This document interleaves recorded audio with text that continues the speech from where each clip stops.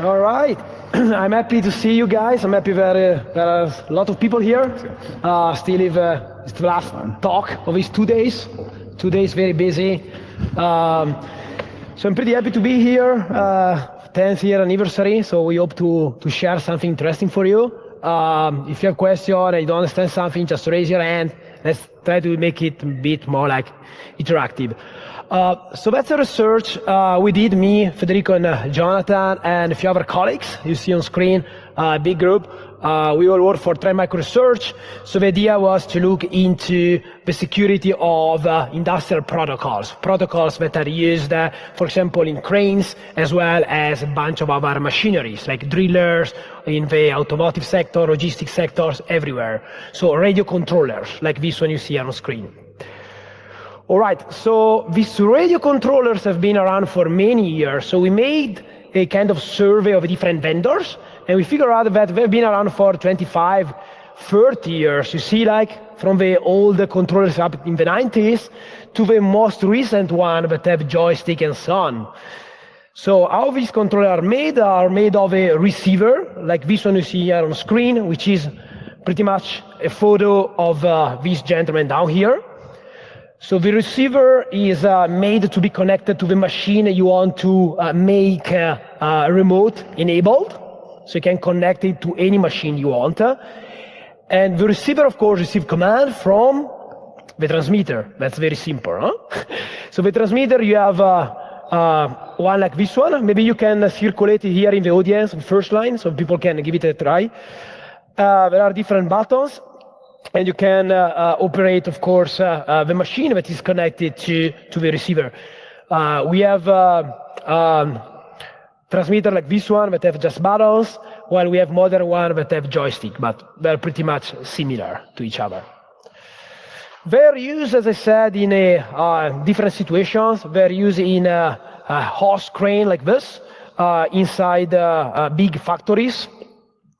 They're used in construction sites, for example, to move like concrete pumps around, or to move, if you want, like cars, like big trucks, and so on. As well as what's called auto crane, that are used in, for example, in logistics, to move things around, and so on and so forth. So a lot of different applications, going from mining, you can see here, drillers, you can see it in industrial application, logistics, to move containers, agriculture, so on and so forth. So given the extension of this radio controller, we said, okay, let's take a look at those one. You know, that seems to be like an important asset for our economy. So let's see if there are any potential risks. All right, so to do that, we start with what we call preliminary on-site testing, or if you want, war driving. So what we did, we went with Federico. We both live near Milan, north of Italy. So we went with his car, small, like what is it, like a small Fiat, but you know, we basically we had like antennas, you know, as typical war driving activities. We have our war driving kit here, made of a laptop, software-defined radio, 2 of them actually. For those one that know about software-defined radio, one is a Blade RF, the other one is a Etus. And yeah, we did a bit of testing around, visiting different facilities, factories, as well as construction sites, and so on and so forth. Overall, you know, in something like a few weeks, we came across something like 7 different vendors being used widely in all these facilities.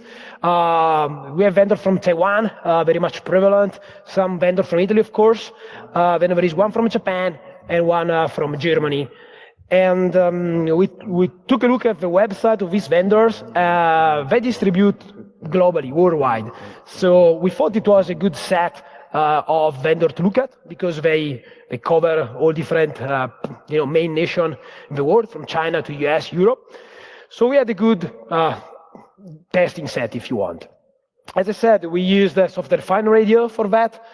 I'm not going much in detail into this. I guess you guys most likely know what they are. It's a standard technology to implement radios via software, the computer. Very easy to use. There are different models that go from $100 to 500 and so on. And so we started by developing a small code in a form of GNU Radio flowchart. GNU Radio is a software that's widely used to implement software-defined radios. So you can see that we have a code on the left that allows us to record. So we can record a radio signal, record some traffic that is streamed over the radio, over the air. So we have our software-defined radio, and we dump the content that comes from here into a file. Then here we have the flowchart that actually reply such traffic. So it reads from a file, and it transmits over there. Okay, so it's very simple. It's like you have a microphone here on the left, and you have a speaker on the right. All right, so we did our preliminary on-site testing, and can you guess what happened? I'm going to show you a small video here. So as you can see here on screen, that's exactly the flow chart I showed you before. So this is me talking with the operator on the other side while he's smoking a cigarette. I'm there with my hands in my jeans, and I have the radio controller here. So this is one of the radio controllers I was showing before.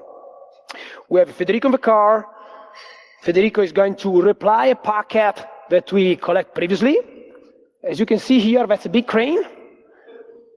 And you have a big crane moving, like this, easily. Then we did a second test. We went to a facility where they rent auto crane, so a crane on an auto. Here is the same. That's my laptop. I run the script. That's a Blader F. Connect to my laptop. That's the original transmitter. Nobody's touching it. And you will see soon what will happen here to the auto crane. Moving up.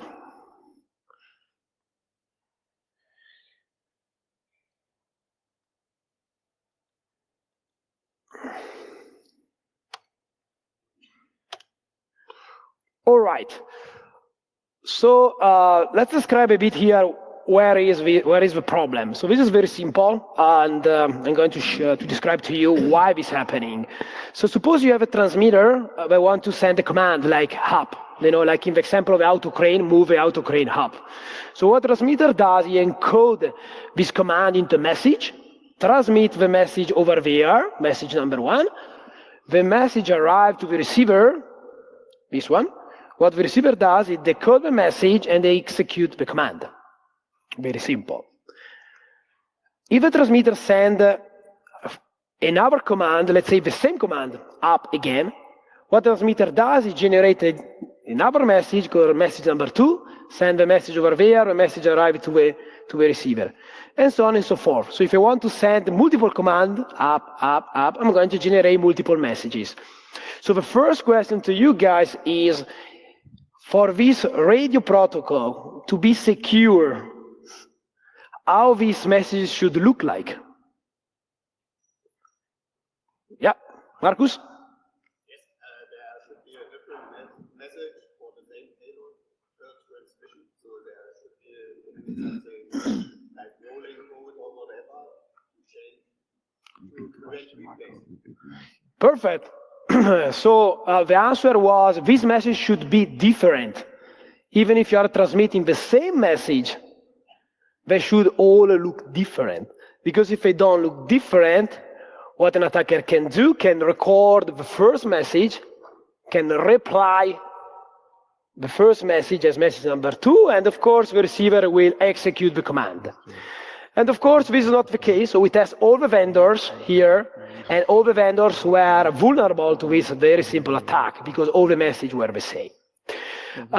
So this is called recorder reply attack. Is one of the main attacks that we will go and describe during this presentation. So as I said, you can record here a command and reply the command. So I will now make a small demo to show you how this attack is performing in reality against our fake crane down here. So this is the transmitter, is off. Just put it here. This is our Blade RF connected to the laptop. So we switch here. I execute. Can you see, guys? There is not much to see anyhow because it's like this. So what the Blade RF will do, will record a message that I previously recorded before the talk about moving on the right, and the crane will operate as a consequence. Stop. All right, but what about if attacker is more smart, is more intelligent? So you want to do more than this, because this is very simple, no? So suppose you have your garage opener, and instead of replying the same message, opening only your garage, I'm going to open all the garage. So what about if I understand how the packet is created and I want to modify that? So this allows to do arbitrary code execution. So to do that, as I said, the attacker has to understand how the radio protocol is made, what is in the packet, in the radio packet. So to do that, he has to do, of course, reverse engineering. No? So as you have a sample, you have a binary sample, you want to understand what the binary sample does, you reverse engineer your binary sample, for example, to figure out if it's a malware or not. Here it's the same, you use a reverse engineering technique, so there are techniques to reverse engineer radio protocol to understand how the protocol looks like. So if there is a checksum, how the checksum looks like, if there is a sync code or not. So in that case, what an attacker can do, can understand how the checksum is made of, and what he can do consequently can, for example, replace the command up that move the auto crane, up, to a command that could be like, could simulate an emergence. So all this transmitter, they have a button here on the top. So the operator, in case there is an emergency, like a problem, like he can stop immediately the machine, the crane, by pushing this button down, like this. Of course, the attacker can do that. He can record any arbitrary message. He can then reply the message, but a modified version of the message. So he's going to reply the up command with the emergency stop command. He will compute the correct checksum for the command and send it, but not once. He will send it once, twice, 3 times. So it will basically cause denial of service of a production. So what does it mean? It means that you have an attacker that is sit outside of the factory with a small equipment like this. It can block the production, block the crane, block any kind of logistic communication and so on. So we have a demo for this as well. So do you mind passing the transmitter to someone here in the room?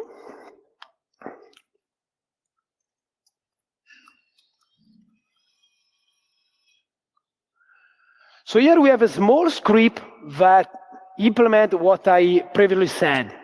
So what he will do, he will send multiple emergency stop commands.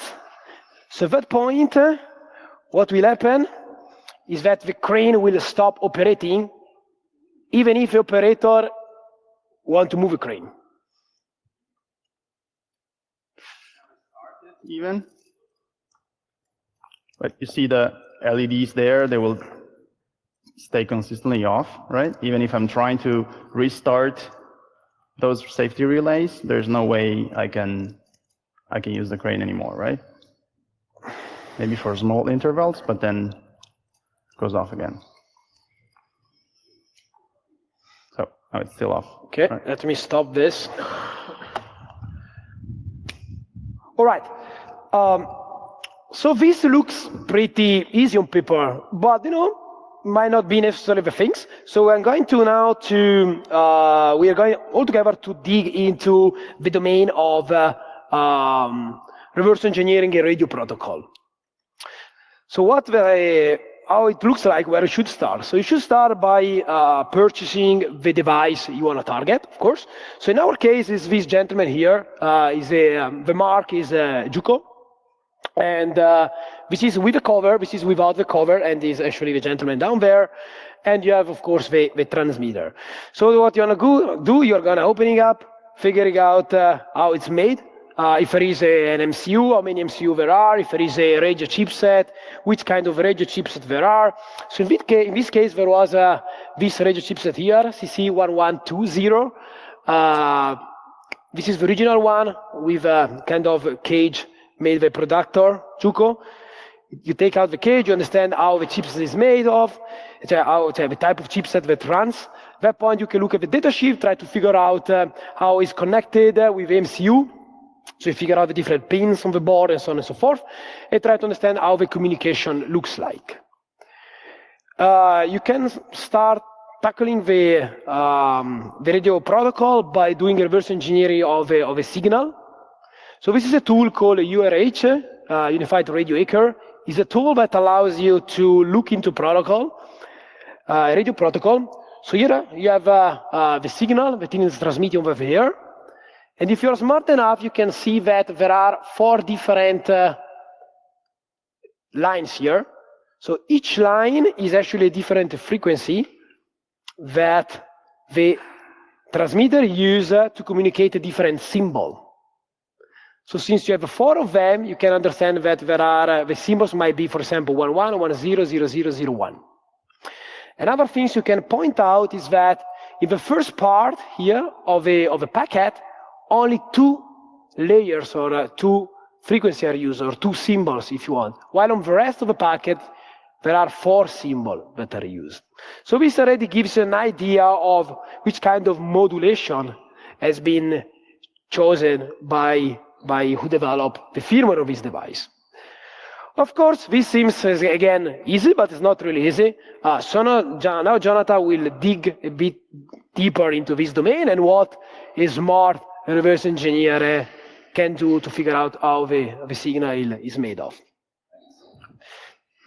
So if anyone has kind of worked with SDRs at this level, I mean, it can be very challenging, right? And you can get into situations where very quickly where you're looking at signals, but you really don't have any confirmation that what you've decoded or that what you're looking at is correct. And you may have to go through lots of different iterations and testing and trials to kind of understand that you're on the right path. And it's easy to take wrong paths, right?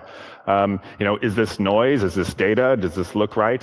When it's all correct, it will work. But if something is just slightly wrong, it won't, right? So what are some other techniques we can use, right? And as mentioned, many times radio chips are used, and lots of times they have simple serial interfaces like SPI and others. And it makes sense that anything that can happen on the radio, any state, any messages transmitted and received, anything like this is transmitted over SPI, right? So if you can instrument SPI, you can always know the radio state, right? Combine this with the fact that you can, of course, find data sheets for these parts, and you can look at the SPI registers, and you can see that, again, all the configuration information is stored conveniently in registers, right? So again, comparing that to reversing RF at the signal level, this gives you very precise information about what frequency the radio is tuned to, what sync words are being used, what deviation amount for FSK would be used, what kind of modulations are being used, right? So if you can instrument at this level, you can save yourself some time, right? So we created a tool, right? We took a logic analyzer, we took raw waveforms, we converted them to SPI, right? We looked at the register reads and writes. But as you can imagine, if you're kind of doing the kind of research we were with many different devices, many different buttons, you have many different states that you want to examine, you might want to look at what happens when the device boots. Is there a pairing sequence? Is there crypto exchange? What happens when the device is idle? We saw things like heartbeats and stuff. So ultimately, you have to do lots of analysis, and reading SPI reads and writes, at this level, of course, can be very tedious, right? And so these are some examples of our kind of first layer of tooling, right? You can see these are addresses and these are data, but staring at this all day is going to get very tedious, right? So what do you do, right? Well, luckily, again, in the data sheets, all the registers are there, right? And you can literally cut and paste all the names and make references to these registers in order to assist your decoding, right? And then once you have register names, then you can kind of build a system that's easier to read and easier to use, right? But still, even with names, you have hundreds of registers or thousands of register accesses, and so it can be challenging, right? So again, at this level, this is an example of when we applied some more decoding. Just even if you don't know anything about this radio, you can kind of intuit that, oh, it's reading signal strength, something is happening with the radio, it's going idle, it's looking for the number of received bytes, it's actually reading the bytes, et cetera, right? So this would be easily identified as a receive loop, right?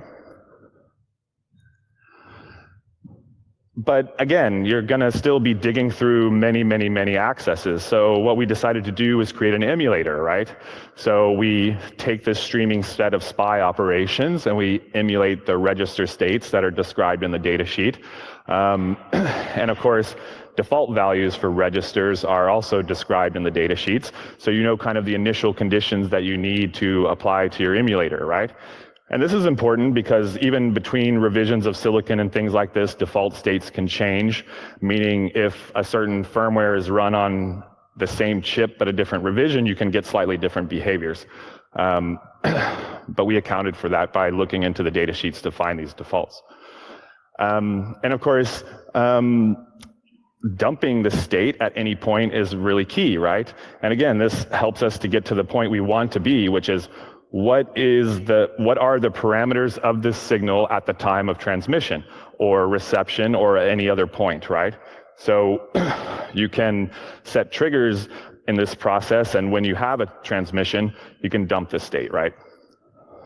So this is an example of kind of what our emulator dump looked like. You can see the configurations, the various radio signal parameters are all captured here, right? Here we have the values, the number of reads that were performed and writes, so you can kind of get an idea of how the software is working, if certain registers are being accessed or if they're not, and things like that, right? So we also, we had the expertise to work in the SDR field, so we created GNU radio blocks to emulate the protocols that we were interested in. This is just kind of an example. And one thing we like to do also is to use stuff like ZMQ to be able to push messages in and out from other Python and modules and other tools, right? So, and this is kind of an example of the types of messages we would take, right? It's just a simple Python dictionary where it says, we want the preamble to be A's, we want the sync word to be this, we want the address field to be this, and the payload, we want it to transmit, et cetera, right? So it's kind of a pretty simple interface, but it allows you more interactivity with more tools from GNU Radio. So we plug this all together, right? And ultimately what we have now with all of this assembled together is we can process waveforms off the SPI bus, put them into our emulator, create messages during transmit and reception, pass those messages into GNU Radio, and have an actual signal over the air, right? So literally you could attach probes to a physical device and have a companion software radio acting just like the target radio you're analyzing. So one of the key benefits of this is, since it's all in software, now you can instrument it at any layer. If your modulation isn't correct, or you're having some problems, or you want to look deeper into how protocol is working, again, you have all this software in front of you, and then you can instrument it and inspect, debug, change. And at this point, too, we had kind of a global team with limited devices, so I did a lot of this work from logs and SPI captures and data sheets, and I never actually touched a device during the process of building the emulator. So this is just a really simple example. There's some logs and triggers, and we instantiate the emulator, and it runs until the transmit and just breaks. And this is a more complicated view. I realize it's hard to read, but it's kind of there for reference. But this is a set of standard GNU radio blocks that I use in order to recreate the radio, with the exception of a couple ones. We have some specific decoding which is done for the protocol. And then GNU Radio also didn't have a pre-canned way of demodulating for FSK, so we implemented this as well. And then Fede is going to talk a little bit more about the reversing process. Thank you, Jonathan. Hi, everyone. So, if you paid enough attention, we haven't told you how we figured the payload structure yet. We told you we figured it out. We told you we could figure out the CRC and, but we haven't told you how we did it. All we knew at this point in time was that we had the CC1120, which is not very different from the CC1101, but enough different to make it very, very difficult to use the 1101 for talking to the 1120. And using Jonathan's emulator, we were able to find out what was the configuration of the radio before the transmission. So we could tell, among the other things, that, for example, if you open the data sheet, you can tell that it's using standard packet format. So that's already some good news, right? But still, what we really want to figure out is what's in there. Because this CRC is not the CRC that Marco was talking about. This is a CRC that is inserted automatically by the transmitter, right? And it's calculated on the data field, on the length, address, and sync word, if they're used, right? And it's removed in transmission, when it's received. And this was one of the things that caused some trouble. I remember that we were replying with the radio, we were replying basically the spy logs, right? The data that was pushed onto the transmission FIFO, and we wouldn't see any activity on the radio. Sorry, the receiver would not pick it up. So we tried multiple times. Maybe the strength is not enough. Maybe we're missing something. The preamble is not right. We tried everything. And then at some point, we looked at the data sheet and say, oh, it's removed by the receiver and inserted automatically in transmission. So that's why we don't see it on the SPI, right? What you send on the SPI is basically just the data and the address and the length, right? And then the radio will, package it nicely with a preamble and all the rest and just transmit it. So how do we figure out this? Because this is the important part. This is where the vendor has done customization. This is where the vendor have hopefully baked in some security or try to, do stuff and make sure that the protocol is obscure enough that nobody will have enough time to reverse it and figure it out, right? But we had enough time. So we started by looking at the same transmission for the same command, right, over time. And we noticed something that you may say, oh, this is just a payload. You may say, oh, but this looks like a rolling code, right? You see the first byte, right? It's rolling, it's counting up. And then the rest of the data looks kind of different all the time. It is different all the time. So we kind of were, okay, wait. Reply attack is working, but the packets are all different. And then I see a progressive number as the first field. What's going on here? Is it rolling code? Is it not rolling code, right? So we took long captures, like we, just shorted all the switches and kept the logic analyzer attached to the bus for like minutes until we exhausted the search space, basically, of this first byte, until we got all the, FF numbers. And then we decided to do the opposite. Right? We noticed that if we sort all the payloads that we got for all the commands and keep the first byte fixed, we also noticed that something else is remaining fixed. Not really everything. Like you see there are some differences here, but you see that there are 4 bytes here that are kind of interesting, right? So we isolated that the first byte was sequential, right? But we could kind of find versions, so to speak, of the same commands, right? So we were going somewhere. The clicker is not going anywhere. Marcus? Okay, so those 4 bytes looked interesting, right? They look interesting because if we go back and we open up the cage and we look in the back of the receiver or the transmitter here, we find something that reads 201077 C8. So maybe it's a pairing code. Maybe it's 4 bytes. I mean, it's written 1 raw with no separators, but it looks like 4 bytes of stuff, right? And it's constant, right? Sort of constant with the same, let's call it sequential ID or seed, okay? So we reconfigured the transmitter and the receiver. They have USB ports. You can reprogram the pairing code, just in case you want to, change your password every week in your crane controller or industrial controller. You can change the pairing code on both receiver and transmitter. So we left one of them set to the default one. And since we don't know anything about crypto, I don't know anything about crypto, I set the other one to 0, right? I did the same. We did the same thing on another receiver and transmitter, and we set everything to 0. Let's see what happens, right? Let's see if we can figure out something. If we XOR the same packets with the same sequential ID taken in onto 2 different configurations, you see that you can unmask basically the pairing code. If you know how this might be called, please tell me, because I don't know it. I mean, we couldn't figure out. It looks like a shift register something if you look at all the payload, but we couldn't figure out a name. So we found out that the remaining 4 bytes are pairing code, encrypted or obfuscated with some rolling mechanism of some sort.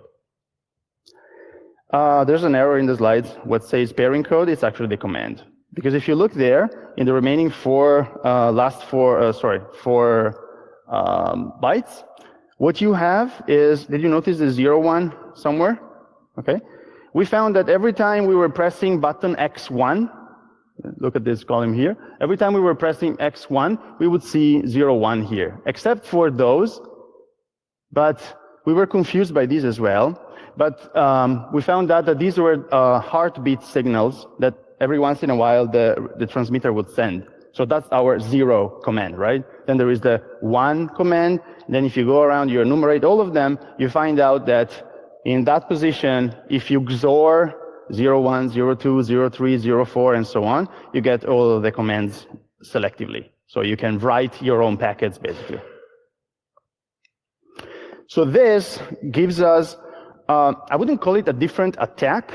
It's more like a different attack primitive. Like, we could re-implement all of the attacks that we have shown before, including the DOS and so on, using this command injection primitive, which is a little more, fine and selective. So once you have 1 packet or no packet and the pairing code, you can figure out what the packet can be, and you can forward your own commands. Luckily, this device, as I said, transmits heartbeat signals every 2 seconds, right? So you get very easily, you can capture 1 packet. That's all you need, right? You are in the range, you get 1 packet, you can forge every other packet, okay? You create a sort of a rainbow table, so to speak. So we re-implemented the e-stop abuse, and we implemented another attack that we haven't spoken about it yet. Very briefly, these devices, some vendors offer what is called repairing mechanism, that let's say that you want to have 2 crane operators or 2 machine operators with 2 different and independent transmitters paired to the same to the same receiver. You don't want to climb up the crane and do, repairing of everything, right? They offer a so-called pairing mechanism by which pushing proper buttons, you can put both of them in pairing mode, right? And then you push a certain sequence on the transmitter, and it will send a sort of a seed, right, to complete the repairing, right? Some vendors do it right, in the sense that they have physical buttons on both, so you really have to be there if you want to start the pairing procedure. Other vendors, all you have to do is to be there within the first 4 minutes from the boot, and the receiver will accept pairing packets. So you can either forge or replay a pairing packet, and you hijack. If you want, you can even kick out the previous receiver because you can, send a different pairing code, right? So the legitimate operator won't be able to use their code anymore. Sorry, their transmitter anymore.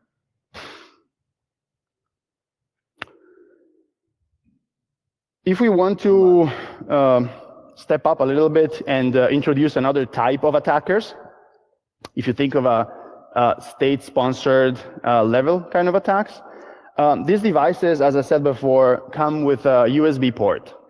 The reason is you want to be able to refresh the firmware. If you send it into maintenance to the system integrator, the system integrator might be able to reconfigure it.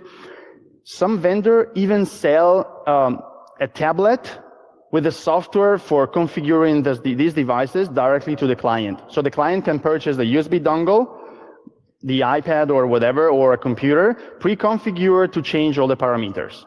And the parameters can be, I don't know, I want to reconfigure the mapping of the buttons, I want to change the frequency slightly because I want to avoid interferences, I can change the pairing code. So these are getting more and more flexible, right? And the vendor is giving out some of this flexibility as an added value to the market. And people want it. I mean, if they didn't want them, then they wouldn't sell tablets pre-configured for reconfiguring these devices, right? So you can think that there might be some places in this supply chain where either one machine is compromised or one machine is malicious, right, and is trying to interfere with the flashing procedure. So what we did is we wanted to assess to what extent this would be possible. So for all the vendors that we have looked at into our lab, we purchased also these dongles. And we spent some time with this saga. My colleague Philip, he's not here, he's from the Taipei office. He spent quite a lot of time on this. And what we did basically is we initiated the pairing procedure, the configuration procedure from the software. And we were able to intercept, you just you tap into the UART, basically, use logic analyzer, then you decode the protocol. You know what the MCU is. In this case, was a MSP 430, it's fairly popular. There's a simple bootloader, and then there is a password, right? Which usually is used to protect from reading the firmware, but you can also protect it from writing the firmware, right? And then on top of that, you can do complex stuff at the firmware level, such as integrity check verification. You want to make sure that, nobody can read your intellectual property. We found out that if you look at here, there's a NAK, NAK.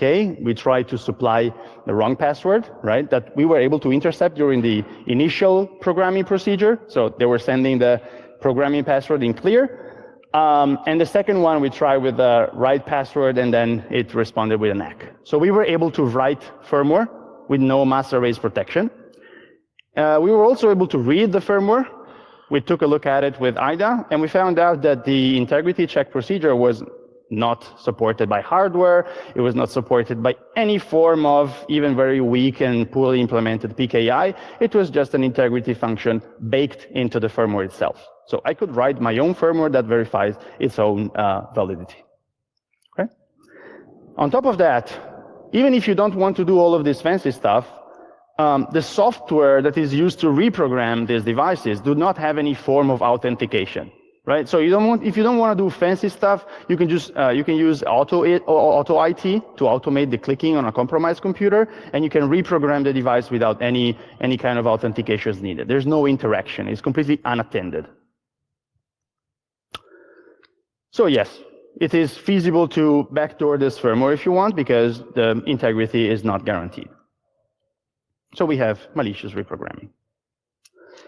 Last part, if you were at the Armory booth, I've demoed a small dongle device I've put together, exactly because I wasn't able to figure out how to talk to the CC1101, to the CC1120 using the CC1101. But I want to introduce this topic from another angle, right? The angle is, What if the attacker is not within the range? What if the attacker is not able to stay within the 1 kilometer line of sight kind of range? Well, the barrier from SDR to radio dongles to self-made device and things like that shows that it's going lower and lower and lower. So the threat model from this point of view is different than it was, for example, 10 years ago, probably when these devices were designed. So now, with very low investment, and if you want, very low effort, new attackers come into the scene. So, for example, you can create a device such as this with a 3G modem or with a 2G modem that will allow an attacker to be local while being to the other side of the world. Right? You put one transceiver on one side and another transceiver to the other side, and you can bridge the two, and then you can do fun stuff. I want to give you a short demo if you haven't had a chance to come to our booth.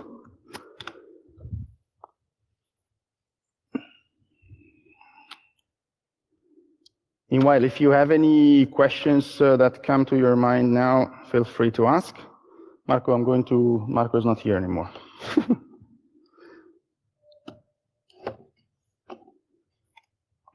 Okay, let's just put it on top.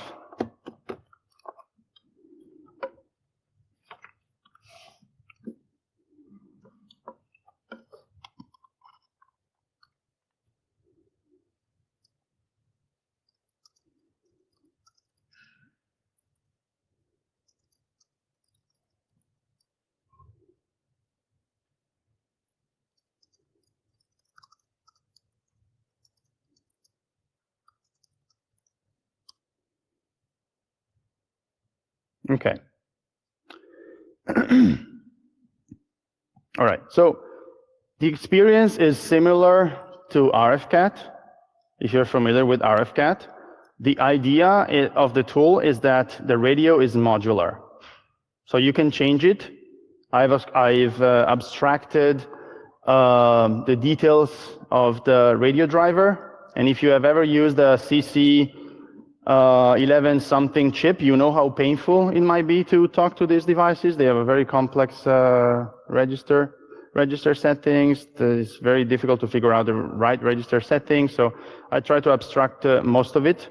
And I'm trying to make it modular so that if you want to target another type of radio and you don't want to use the GNU radio, you can detach the module and attach the right module, and you should be kind of good to go. It comes in two versions. There's a serial version and the cellular version and the Wi-Fi version. So you can bridge it as you want, as you need. Okay. Okay, let me just reset it for.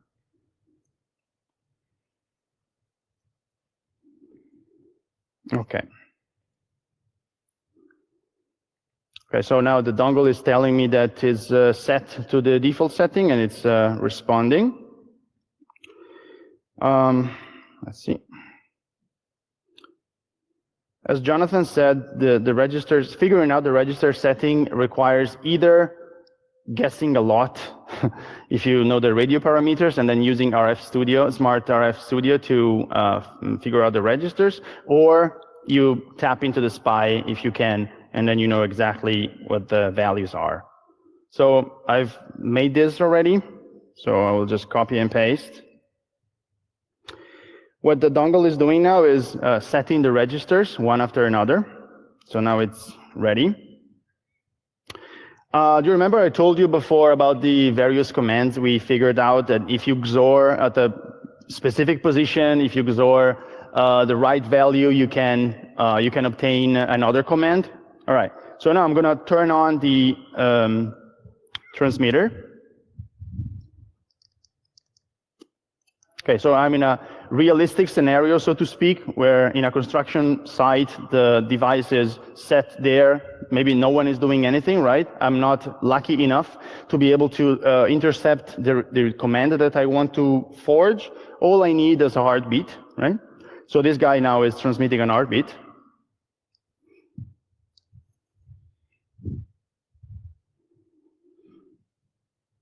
Of course, I could receive, but now I don't want to receive. All I want to do is to, anytime I see one packet, I modify it on the fly without going back and forth from the host to the dongle. Everything is happening on the dongle. I write a rule that says, look down here.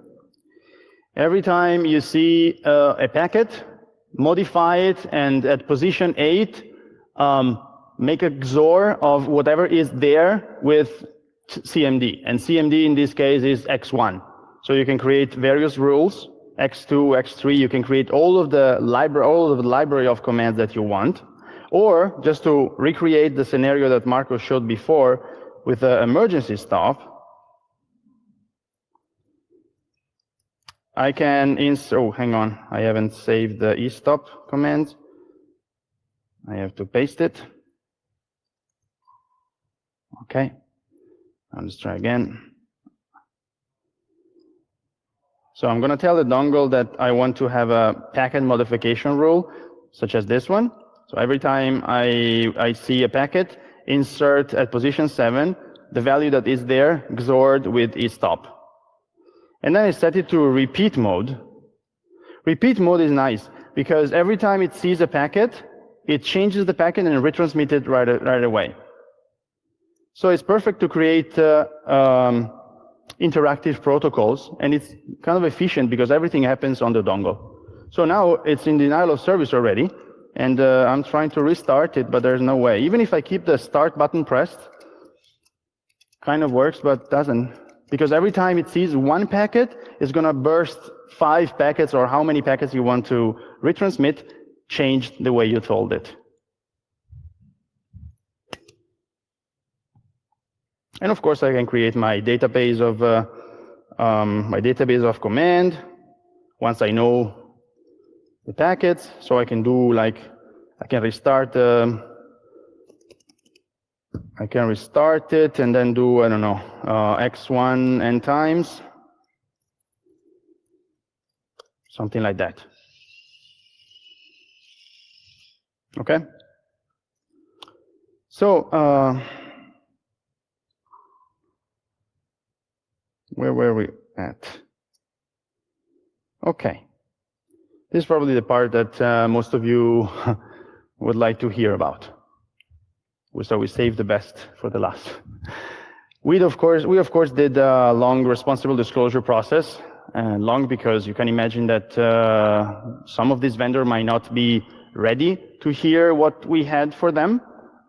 Simply like it happens for the embedded world in general and for industrial systems, vendors in this space might not know what we're talking about. But we had several mixed responses. Some of them said, oh, okay, here's the patch, I'll release it immediately. Some of them said, no, they didn't say anything, they never responded. Some of them responded and say, I will not fix it because it's by design, I want to keep it like this. Some of them said, oh, the product is end of life, right? So I don't want to support it. And the question here, how long is the life, like acceptable life for these products, right? 1 year, 2 years, 20 years? We found products on the field that were there for 20 years, right? What are the chances that they will get patched? Some vendors initially responded a little bit harshly. They said, maybe you should talk to our legal office because we're thinking about suing you. But then we kind of, found a way to talk to them, and at the end of the day, they patched. So great work from ZDI, our colleagues from Trend, that went through this pretty painful but successful disclosure problem. Problem. Freudian slips. Conclusions. So we found several patterns of vulnerabilities. All of them can be summarized under the umbrella of there's no encryption whatsoever. If there is a rolling code, because we can call it a rolling code, the one we saw before, it wasn't enforced at all. We were able to forge packet, so the receiver is not enforcing the rolling, the synchronization. There was no protection in the vendors that we have examined at the firmware level. And so we hope that, with this talk and similar talks, we'll be able to raise a little bit the bar. We're very happy that we were able to gain the attention of standardization committee in Germany that said that they were using our work to push for an amendment in the requirement for these devices to be able to operate in real environments. In the same way, they have to have an emergency button. They should not be vulnerable to a reply attack. At least reply attack, right? That's a bare minimum to ask. So for vendors, you see, I shouldn't use this. For vendors, what we hope that we will see in the future is that they will use open and standard technologies. There are some vendors that use BLE, for instance. At least use rolling code, even though it's not secure, but at least these devices will be more secure than your garage door, or as secure of your garage door opener. Use some protection on the firmware, and make sure that you educate your users for maintaining them. And on the user side, we hope that they will be able to, promote vendors to, use updates and make sure that will apply. So with this, I think we should, all come back to stage for questions if you guys have any. If you're interested in details, we have 2 versions of the paper. We have the white paper by Trend Micro Research, and we have the academic paper that will be presented in June at DIMVA in Göteborg. If you're in Sweden, please make sure you come. Thank you very much. Thank you. Thank you so much for your presentation. Are there any questions? Yeah. Yes. Marcus. It's going to be a super technical question. Yes. No, Sure. it won't be. Thanks for the great presentation, guys. My question is, I very much like the reversing approach on the spy end. So my question is, you mentioned you had access to the firmware update process. Why didn't you approach it from the firmware end of the transmitter or receiver? Mm-hmm. There has to be some kind of controller, and you could get you didn't choose to take the possibility to have a look at the application layer. Mm-hmm. I guess it's easier to start from this end. Philip did it. Our colleague Philip did it. Honestly, he managed to extract the firmware towards the like 80% of this work, and he confirmed how the structure of the payload of that particular vendor was made. So we could confirm that. But not all vendors are, not leaving, not all vendors are leaving no protection on the device. So for this particular one, we couldn't extract the firmware easily, right? We couldn't interject the update procedure because we didn't have the firmware itself. All we had was the configuration tool, not the reprogramming tool, right? So it's a mixed situation. And also, ultimately, we wanted to show that there are multiple type of attackers. The attacker that can be, very physical, so to speak, on the device. The attacker can be just only radio. So we stressed a lot to make it just with radio at the beginning, and then we went into spy, and then towards the end to the firmware level.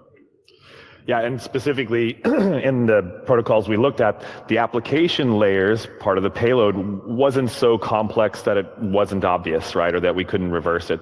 Now, the one that that we spoke about with the XORs and keys, that one was a little bit more complicated, but we were able to get it without having to go through the process of reversing. But certainly, there's going to be situations where that will help, right? Okay, are there any other questions? No? Then I would like to ask for a big round of applause again for these guys' presentation. Thank you.